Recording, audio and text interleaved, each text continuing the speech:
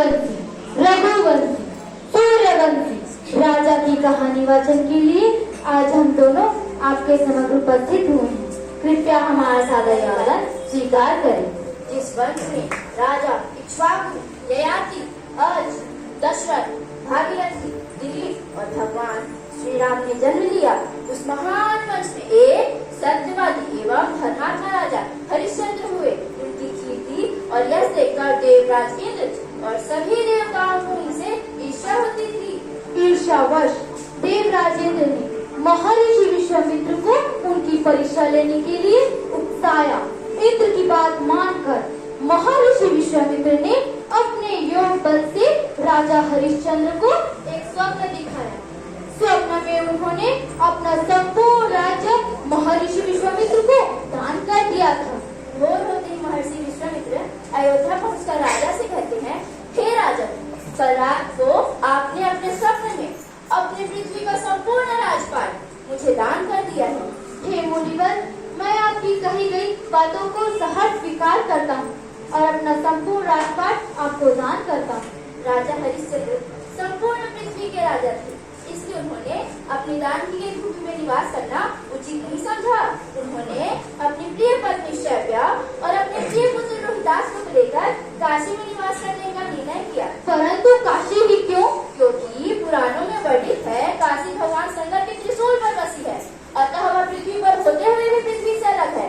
जैसे ही राजा हरिश्चंद्र काशी को प्रस्थान करने जा रहे थे, तब महर्षि विश्वामित्र उनसे कहते हैं, हे राजा, जब तक वरदान आदि के बिना दक्षिणा सफल नहीं होती, अतः आप मुझे एक सहस्त्र स्वर्ण मुद्रा दान में दीजिए। इसलिए महर्षि विश्वामित्र से कुछ दिनों की मोहलत मांगकर राजा हरिश्चंद्र ने काशी प्रस्थान किया और वहां अपनी प्रिय पत्नी शैव्या और अपने प्रिय पुत्र रोहिदास को एक ब्राह्मण के हाथों एवं स्वयं को एक चांडाल के सेवक के रूप में बेचकर महर्षि विश्वामित्र को एक सहस्त्र स्वर्ण मुद्राएं दक्षिणा में दी। शमशान घाट में राजा हरिश्चंद्र चौकीदारी का कार्य करने लगे। वे वहां पर जलाए जाने वाले शवों पर कर वसूलने का कार्य करने लगे। एक दिन रोहिदास को एक विषैले साड़ी ने डस दिया। परिणाम स्वरूप उसकी मृत्यु हो गई। माता शैव्या को ना तो कोई धीरज देने वाला था और ना ही उसके पुत्र के शव को कोई शमशान पहुंचाने वाला था।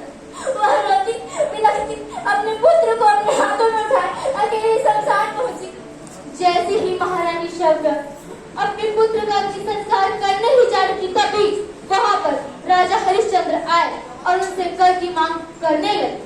तब महारानी शैव्या ने उनका स्वर पहचान कर उनसे कहा, महाराज, यह तो आपका ही पुत्र है और मेरे पास मैं देने के लिए कुछ भी नहीं है। राजा हरिश्चंद्र को यह सुनकर बड़ा दुख हुआ, लेकिन वह अपने धर्म पर अडिग रहे। उन्होंने महारानी शैव्या से कहा, हे रानी, मैं यहाँ चांडाल का सेवक हूँ और मेरे स्वामी ने मुझे आज्ञा दे रखी है कि हम कर दिए बगैर कोई शव न जलाकर। मैं अपने धर्म का त्याग नहीं कर सकता, अतः आपको मुझे कर तो देना ही होगा। महारानी फुट फुट कर रोने लगी और बोली, महाराज, मेरे पास तो एक ही साड़ी है जिसे मैंने अभी पहनी हुई है, अतः कर के रूप में इसी का आधा भाग आप ले लीजिए।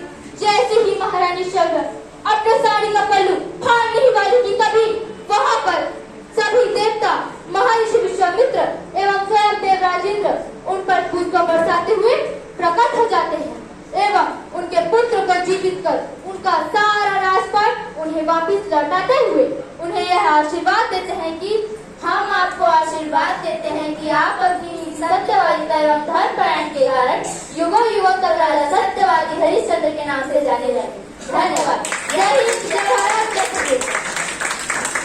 बहुत जोरदार तालियां एक बार राजा हरिश्चंद्र की इस कहानी पर। और एक बार फिर से मैं जजेस की ओर ये माइक सौंपती हूँ। राजा हरिश्चंद्र की कहानी जो है अभी आपने प्रस्तुत की, तो इसमें हमें समाज में क्या दिशा और क्या दशा देखने को मिलती है आपके नजरिए? राजा हरिश्चंद्र की कहानी से हमें ये सीख मिलती कि हमें अपने जीवन में किसी विपरीत परिस्थितियों पर